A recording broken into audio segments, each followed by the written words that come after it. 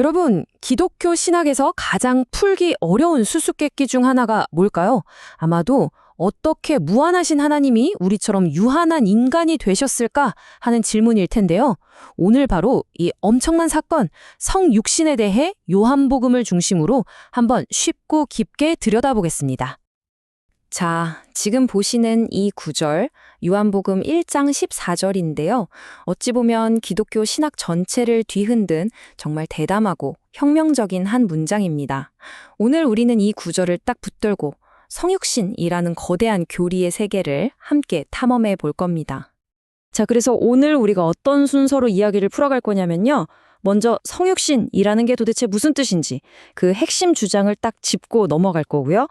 그리고 나서는 이걸 뒷받침하는 4가지 증거를 하나씩 살펴볼 겁니다.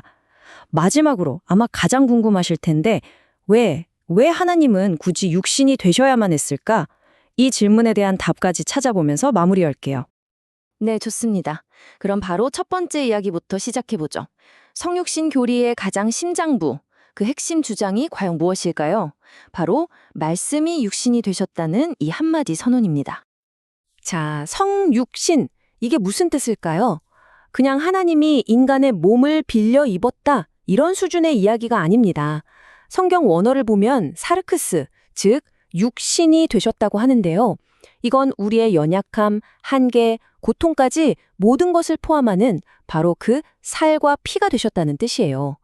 그러니까 완전한 신이시면서 동시에 완전한 인간이 되셨다. 이거 정말 생각할수록 엄청난 주장이죠? 그리고 여기서 진짜 중요한 단어가 바로 본이입니다. 봤다는 거죠. 이게 뭐 환상이나 꿈속에서 본 그런 게 절대 아니고요. 요한은 마치 법정에선 증인처럼 말하는 거예요. 우리 두 눈으로 똑똑히 목격했습니다. 라고요.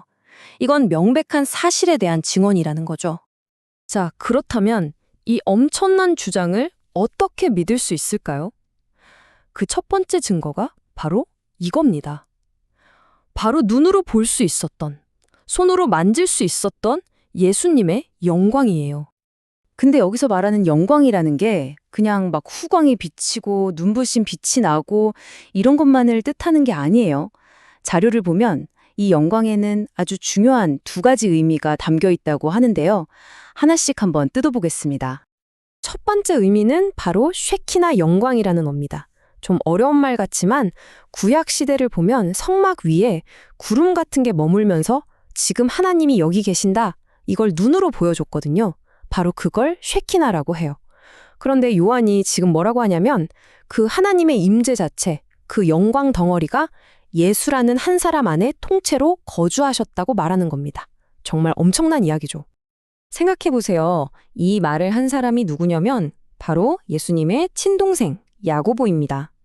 여러분, 형제만큼 서로의 흠을 잘 아는 사람이 또 있을까요? 그런데 평생을 같이 먹고 자고 살았던 그 동생이 자기 형에게서 단 하나의 흠도 찾지 못하고 영광의 주라고 고백했다는 거예요. 이보다 더 강력한 증언이 있을까요? 자, 이제 2번째 증거로 넘어가 보죠. 이번에는 눈으로 본 증거를 넘어서서 귀로 들은 증언에 한번 집중해 보겠습니다. 핵심 증인은 바로 세례 요한입니다. 세례 요한의 증언을 들어보면 이게 참 논리적이에요. 그는 이렇게 말합니다. 예수님은 육신적으로는 나보다 늦게 태어났죠. 그런데 사실 그분은 나보다 훨씬 먼저 계셨습니다. 이게 무슨 뜻이겠어요? 바로 예수님이 이 땅에 태어나기 이전, 그러니까 영원 전부터 존재하신 분이라는 걸 증언하는 겁니다. 그냥 위대한 인간 정도가 아니라는 거죠. 자, 3번째 증거는 이제 좀 더 우리에게 와닿는 이야기입니다. 이건 어떤 개인적인 경험에 대한 건데요. 바로 율법의 시대가 가고 은혜의 시대가 왔다는 것. 하나님과 우리 사이의 관계에 완전히 새로운 패러다임이 열렸다는 증거입니다. 보시면 아시겠지만 율법과 은혜는 정말 극과 극이에요. 율법이 이거 해라, 저거 하지 마라 하면서 계속 우리의 실패를 비추는 거울이라면 그리스도가 가져오신 은혜는 뭐냐? 그 모든 실패에도 불구하고 그냥 주어지는 선물 같은 겁니다. 핵심은 이거예요. 우리가 잘해서 얻어내는 게 아니라는 거죠. 그리고 여기서 말하는 충만함, 원어로는 플레로마라고 하는데요. 이게 그냥 가득 찼다, 이런 단순한 뜻이 아니에요. 하나님의 모든 것, 그러니까 그분의 능력, 지혜, 사랑, 그 모든 신적인 속성의 총합을 말하는 겁니다. 그런데 놀라운 건 우리가 그리스도를 통해서 바로 이 충만함을 공급받는다는 거예요. 정말 엄청난 개념이죠. 자, 드디어 마지막 네 번째 증거입니다. 이 증거의 핵심은 바로 이거예요. 예수님과 하나님 아버지의 관계가 그 누구와도 비교할 수 없는 아주 특별하고 유일한 관계라는 점입니다. 여기 나오는 주장들을 보세요. 하나같이 예수님이 얼마나 특별한 분인지를 말해주고 있죠. 그 어떤 인간도 하나님을 직접 본 적이 없잖아요. 그런데 오직 아버지의 품속, 그 가장 깊고 친밀한 곳에 계셨던 아들, 바로 예수님만이 그 하나님이 어떤 분인지 우리에게 제대로 보여주고 설명해 줄 수 있다는 겁니다. 유일한 통로라는 거죠. 자, 지금까지 우리는 성육신이 무엇이고 또 그걸 뒷받침하는 증거들이 어떻게 제시되는지를 봤습니다. 그럼 이제 가장 근본적인 질문으로 넘어가야죠. 바로 왜입니다. 도대체 왜 하나님은 육신이 되셔야만 했을까요? 네, 바로 이겁니다. 전능하신 하나님이 뭐가 아쉬워서 이렇게 연약하고 한계 많은 인간의 육신을 입으셔야만 했냐는 거죠. 그 이유를 지금부터 한번 파헤쳐 보겠습니다. 성경을 보면 우리 인간의 육신이 가진 근본적인 문제점을 네 가지로 정리해요. 죄 때문에 결국 썩어 없어지고 늘 부끄러움 속에 살고 또 스스로를 구원할 힘은 조금도 없죠. 그리고 결국엔 흙으로 돌아가는 존재잖아요.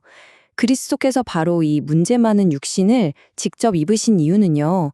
이 모든 문제를 다른 곳이 아닌 바로 그 문제의 한복판에서 정면으로 부딪혀 해결하기 위해서였습니다. 자, 그럼 이제 정리를 좀 해볼까요? 오늘 우리가 살펴본 것처럼 성육신이라는 교리는 이렇게 네 겹의 탄탄한 증거 위에 서 있습니다. 직접 눈으로 본 증거, 믿을 만한 증인의 증언, 그리고 우리 삶을 바꾸는 개인적인 경험, 마지막으로 그 누구도 흉내낼 수 없었던 예수님 자신의 특별한 주장까지 말이죠. 그런데 이 모든 이야기의 심장부, 가장 핵심에는 바로 은혜라는 개념이 있습니다. 근데 이게 우리가 보통 생각하는 그런 은혜랑은 좀 차원이 달라요. 우리는 보통 친한 사람, 나한테 잘해주는 사람한테 호의를 베풀잖아요. 그런데 하나님의 은혜는요, 놀랍게도 그분의 원수에게, 자격 없는 사람에게 값없이 주어지는 사랑과 호의를 말합니다. 이 차이를 아는 게 정말 중요해요. 그리고 방금 보신 이 에베소서 9절이 바로 그 은혜의 의미를 완벽하게 요약해 줍니다. 우리가 받은 구원은 우리의 노력이나 자격의 대가가 아니라는 거예요. 이건 전적으로 100% 하나님의 선물이라는 사실을 다시 한번 못 받고 있는 거죠. 자, 오늘 설명을 마무리하면서 마지막으로 여러분께 이 질문을 하나 던지고 싶습니다. 만약 은혜라는 것이 친구가 아닌 원수에게, 잘한 사람에게 주는 보상이 아니라 자격 없는 사람에게 주는 선물이라면 이 사실이 우리가 일상에서 겪는 용서와 화해의 문제들을 어떻게 다르게 보게 만들까요? 한번 깊이 생각해 볼 만한 질문인 것 같습니다.